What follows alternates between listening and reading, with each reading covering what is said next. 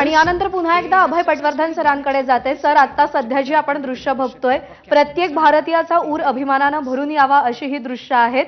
महिलांची ही सशक्त पिढी, महिलांचं हे सशक्त नेतृत्व सध्या आपण पाहतोय.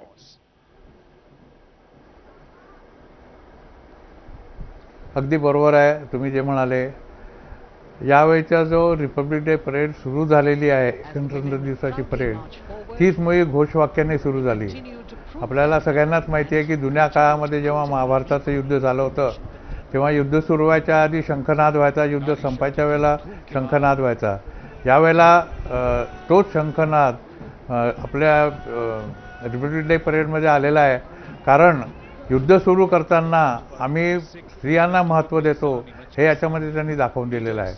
दुसरी गोष्ट म्हणजे जी आपण नोट केली असेल आहे सगळ्यांनी, की यावेळेला ग्रेनेडियर्स आणि हे जे होते कॉन्टिजंट त्यांचा रामचंद्र की जय हा वॉर क्राय आहे. तो वॉर क्राय आणि अयोध्येमध्ये बनलेलं रामाचं मंदिर हे एकाच वर्षी आलेलं आहे. हा सुद्धा एक योगायोग आहे की ठरवून केलेलं प्लॅन आहे हे त्या लोकांनाच माहिती आहे. खरंय. त्यामुळे सध्या सशक्त भारताचं प्रदर्शन संपूर्ण जगाला होत आहे. मी पुन्हा एकदा कर्नल सतीश ढगे सरांकडे जाते. सर, सध्या कर्तव्य पथावरती संचलनाला सुरुवात झालेली आहे. वेगवेगळ्या बटालियन आपल्या सामर्थ्याचं दर्शन सध्या घडवताना दिसत आहे. नक्कीच आपण पाहिलं की राजपुताना रायफल्स नंतर आता सिख रेजिमेंटचं जे आहे ते कंटिंजंट त्या ठिकाणी गेलं. त्याच्यानंतर हे बँडचं पथक आहे आणि सर्वात शेवटी या ज्या 5 इन्फंट्री रेजिमेंटचे कंटिंजंट या ठिकाणी आहे. आता आपल्या समोर जे येत आहे ते आहे कुमाऊ रेजिमेंट.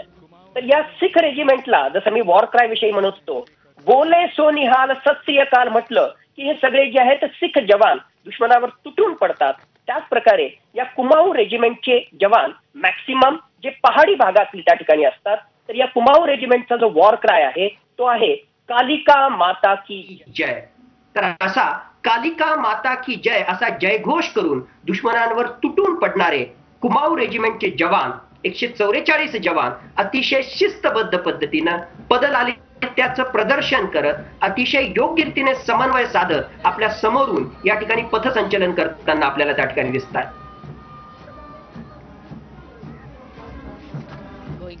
सिख रेजिमेंटचं पथक सध्या कर्तव्य पथावरती आपल्याला पाहायला मिळतंय.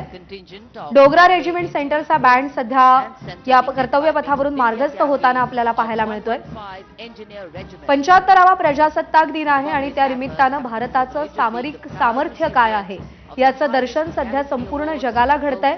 आणि सगळ्यात महत्त्वाचं म्हणजे यावर्षीच्या संचलनाच्या माध्यमातून भारतातली नारी शक्ती, स्त्री शक्ती किती सबल आहे हे सुद्धा या संचलनाच्या माध्यमातून केवळ देशाला नाही तर संपूर्ण जगाला दाखवलं जाणार आहे. आणि अर्थातच महिलांचा या संपूर्ण संचलनामधला जो सहभाग आहे तो सहभाग देशातल्या आणखीही तरुणींना, महिलांना आणखी जास्त प्रोत्साहित करत राहील आपलं सामर्थ्य दर्शवण्यासाठी आणि सशक्त होण्यासाठी. अभय पटवर्धन सरांकडे मी पुन्हा एकदा जाते. सर, महिलांचा सहभाग हे यावर्षीचं अत्यंत महत्त्वाचं मुद्दा ठरतोय या संपूर्ण संचलनामधला. देशातल्या इतरही तरुणींना प्रोत्साहन देण्यासाठी हे किती महत्त्वाचं आहे? हे अतिशय महत्त्वाचं आहे. कारण ज्या तरुणी हे टेलिकास्ट पाहत असतील त्या लोकांना जेव्हा या स्त्रिया त्या अग्निवीर मधनं आलेल्या असो, चाहे त्या NCC मधनं आलेल्या असो, आता NCCचं कॉन्टिजंटही याच्यानंतर येणार आहे.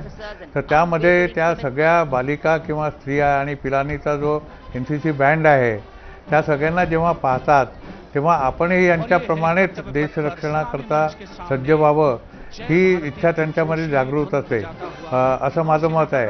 आणि जसं मी मगाशी म्हटलं की हे देशाला, जगाला दाखवण्याकरता आपलं सामरिक सामर्थ्य ही परेड ऑर्गनाईज केल्या जाते.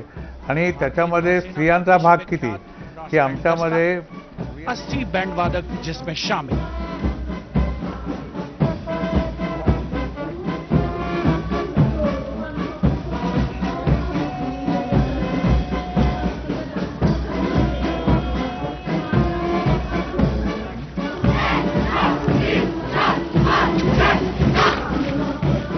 नौसेना ब्रास बैंड के ठीक पीछे है नौसेना का मार्चिंग कंटिन्यू।